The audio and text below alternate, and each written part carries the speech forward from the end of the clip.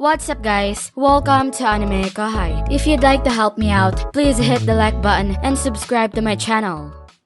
Surprisingly, his only post-war demand was airspace rights. He's even aiding in our reconstruction efforts. How could we refuse? Indeed, with His Majesty Masayuki's approval, that's settled. However, it's the future that holds the most significance. As Calgurio reflected, something about Tempest intrigued him. The seemingly spontaneous ideas of Demon Lord Rimuru were swiftly translated into actionable plans, often within hours. Rimuru had apparently contemplated mass airship production since learning of the Empire's possession of them, and he was prepared to establish an R&D base for the project immediately, an unprecedented gesture.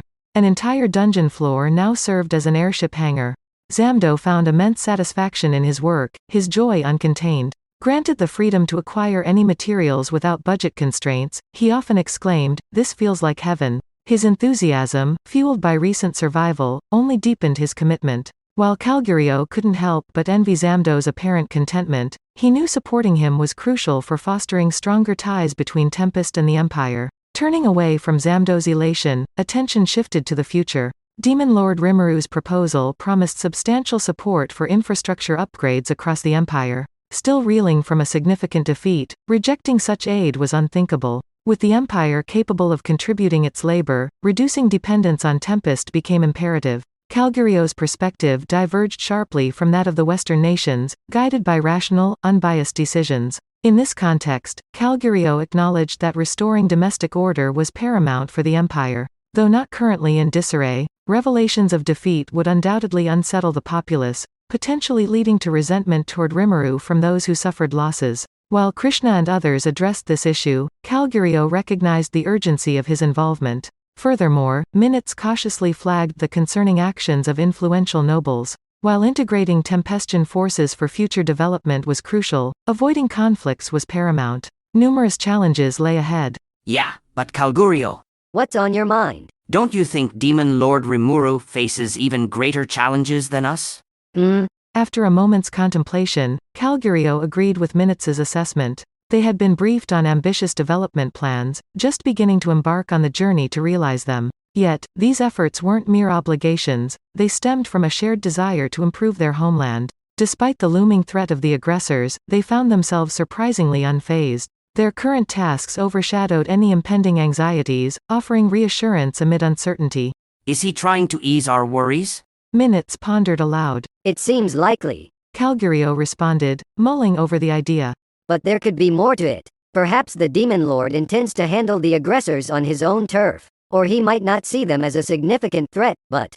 Undoubtedly, the aggressors were a pressing concern. Yet, Rimuru seemed more focused on his grandiose future plans than on immediate dangers. Calgurio and Minutes admired his audacious leadership, a sentiment likely shared by King Gazel. Rimuru's demeanor suggested he didn't regard the aggressors as a major worry. Whether it was a strategic maneuver or genuine confidence, Calgurio believed Rimuru aimed to spare them undue anxiety, though he agreed with Minutes' assessment. If Rimuru truly plans to face the aggressors alone, we must find a way to support him. At the very least, we must prevent internal discord. We cannot afford anyone undermining his authority. Calgurio stood ready to serve his leader. After an hour at the club, the two departed. The next day, they escorted Masayuki home in his palanquin. Upon arriving in the capital, Calgurio was immediately swamped with tasks. While some parts of the city bore scars of war, reconstruction could wait. Collaborating with Rimuru and the Tempestians on rebuilding efforts was on the agenda. However, reorganizing the military took precedence. All surviving, or resurrected, soldiers and officers had returned to the Empire, and Calgurio promptly assigned them new duties. Maintaining order remained paramount, with Calgurio closely monitoring Krishna's reports and dispatching soldiers to quell any unrest. Fortunately, around 700,000 soldiers and officers remained loyal. Even those contemplating relocation to Tempest cooperated, reassured by Rimuru's promise of employment once stability was regained. Don't rush your decision. He advised a large group gathered at the Colosseum. Take your time to consider your options. This was his response after Rigurd outlined a detailed immigration plan. Rimuru wasn't trying to sway anyone, instead, he respected their individual decisions. However, the roughly 200,000 potential immigrants in the crowd showed great enthusiasm. Aggressors! We'll take them down! Their eagerness for battle was palpable. Despite losing their soul's power, their enhanced bodies remained formidable, with some still holding an A rank, showcasing their strength. Calguryo strived to maintain peace in the imperial capital by any means necessary. Yet, a more pressing challenge arose, dealing with the nobility. Requests for audiences from nobles across the realm disrupted his work. Although he desired to refuse them all, some held significant influence that he needed for future endeavors. While Minutes's diplomacy and Krishna's military interventions prevented major crises, it required considerable effort from Calguryo. Unexpectedly, Demon Lord Rimuru offered assistance through Tessterosa, the captivating demon. Her initial task was to deliver a speech to reassure the populace, disregarding the nobles entirely. Calguryo hesitated to entrust such a task to a demon, known for instilling fear. However, Tessterosa's skill lay in soothing people's emotions, making demons the most suitable for the job. How surprising to see you here, Blanc, or Lady Tessterosa, who has caused the Empire so much trouble, and yet, you clearly care for our people. Why wouldn't I? It's my duty as assigned by Sir Rimuru, our leader. Indeed, but I expected you to be more assertive. I mean, I didn't anticipate such a restrained, moderate approach. Calguryo spoke cautiously, feeling apprehensive. He regretted his bluntness, but Tessterosa remained composed. We can't afford to damage Sir Rimuru's reputation here. Naturally, I must proceed with caution, but finding the right balance is challenging. Absorbing all of someone's emotions often has negative effects on them. Calguryo recoiled at the thought. He fervently wished to steer clear of such a scenario, though he doubted Tessterosa would make such a novice blunder. With Moss diligently overseeing her subordinates, success appeared inevitable. Nevertheless, Tessterosa raised a valid concern. Employing a moderate approach posed challenges in fully managing the populace's emotions. Many citizens of the empire still mourned loved ones lost in battle and grappled with the transition to a new emperor. Lingering traces of sorrow mingled with seeds of anxiety and dissent, awaiting the right conditions to sprout. Calguryo had strategically positioned peacekeeping forces throughout the city to preempt any potential outbreaks of unrest or conflict. If someone dared to oppose you, it might be more expedient to eliminate their entire lineage, but… Quite an interesting notion. Calguryo didn't interpret her words as mere jest. It only deepened his respect for Rimuru, the one who had dispatched Tessterosa. Blanc always exhibited unwavering resolve. As time passed, the citizens gradually calmed, none daring to provoke armed rebellion. Witnessing this development was heartening, yet Tessterosa had already devised new strategies. She suggested introducing the new emperor, Masayuki, to the people through a coronation ceremony as the swiftest and most effective means of providing solace. Tessterosa argued that Masayuki's speech would mark the legitimate commencement of a new era. Huh? Me? Is that a concern? No, forget it. Masayuki accepted the proposal gratefully, tears gathering in his eyes, insignificant compared to Tessterosa's reassuring smile. Oh, why are you causing Masayuki to shed tears? Velgrynd interjected. Well, Tessterosa replied calmly. What an unfortunate choice of words. I have no interest in such theatrics. The two beauties exchanged smiles, their gazes locked in an intense tension that filled the room. Masayuki and Calguryo shouldered the weight of the moment. Masayuki endured, eager for the ceremony to conclude swiftly, while Calguryo sought solace through impromptu meditation amidst the chaos. Yet, regardless of their inner struggles, the coronation proceeded inexorably.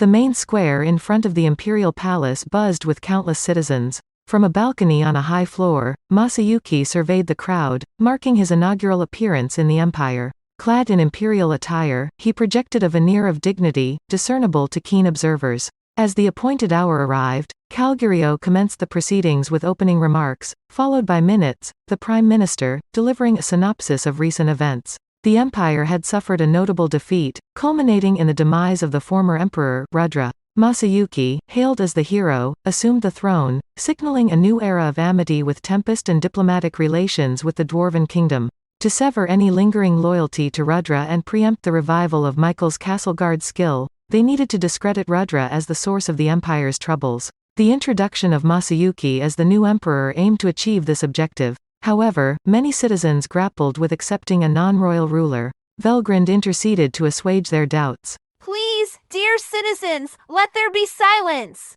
I am Velgrynd, known as the Cardinal. The mention of the empire's guardian dragon instilled instant reverence among the crowd. Could it be? They pondered collectively.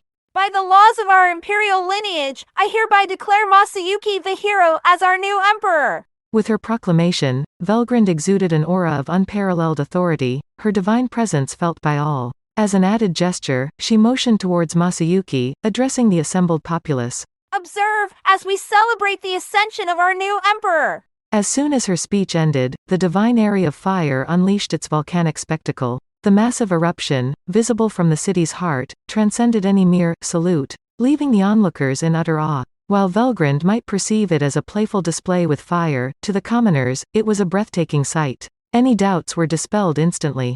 While some speculated about orchestrated theatrics involving magic or explosives, the eruption from the sacred mountain, enacted without the scorched dragon's blessing, would surely invite divine retribution. No one within the capital would dare such recklessness. But the spectacle didn't conclude there. Streams of molten lava surged from the crater, only to be thwarted by an invisible barrier as they approached the capital, a testament to their guardian dragon's intervention. By the heavens! It's her, the dragon goddess herself. Our empire's safeguard stands before us.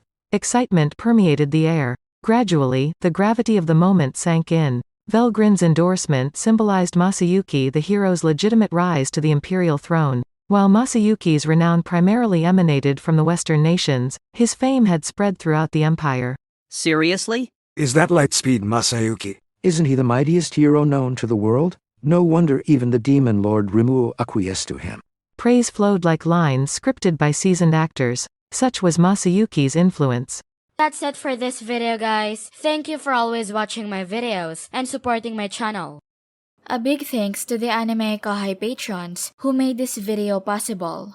Jared Bressler, Chad Vota, Nate, Havox, Speed Saber, Curtis Loban, Judah Herrera, Just a Guy, Miss L.W. Hernandez, Jason Martin, Zach Rossan, Jarius Ladek, Ray Perez, Donald Williams, Moab A, Day of Light, John M, Godman Gaming, Markithian Tidwell, Adrian, Kumo, Sanketh Chelu, T. Bush, John L, Edgar Fuentes, JV, Dirty Old Hobo, Thomas, J, Christ, Juan Ignacio, Joshua Cousins, Jose Hernandez, Vethelny, Lunel Scarlett, Khaled, Christian Deshazer, Cal Robs, Divine C. Harris, Panda Cats, DeAndre Nance, Monty Boy 98, D-Man, Ruben, Yuki Iki, Gray, Chris Jr., Isaac, Koala King 93, Paul DeGrassi, Little 95, Quilly Buckner, Zephyrus, Alver, Normal Defate, Joshua Andrade, L, Gary Miles, Dragon Spawn 666, J. Rule, Liron Sangkap, Lucas Gay, Jason Martin, Echo Ski, Foolish Prophets, Ethan Madison, Charles Bailey, Sky T, Diego Ginoza, Andre Hamilton, Jason Torres, Sesh, Guy Ansley, Simon Road, Emperor WSA, Mika Espinosa, George Hage, Gobi Lin, Pratik Bandari, Arod Dare, Faiz Mansour, Jackson Early, Smexy, Carl Stephen Bernadal, Gareth Hashimoto, Steven Madison, Homelike Drop, Vasto Lord, Martin Ramos, Marl Barsha, Hansel Ortega, Karam Faraj, Efrain Hernandez, Luca Gaming WTF, William Locke, Jordan Mersha, Arian Booker, Kamal Luke, Mr. Santo, Steven,